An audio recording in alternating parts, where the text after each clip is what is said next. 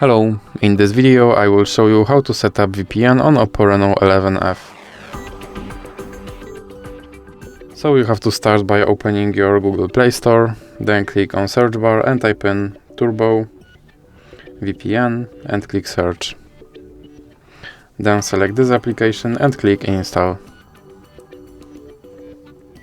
Now you can click open and here click on agree and continue.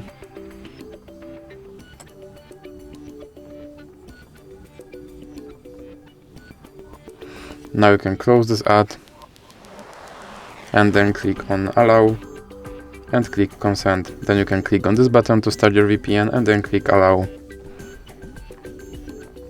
Now you can close this ad, and as you can see, now I'm connected to VPN in Canada.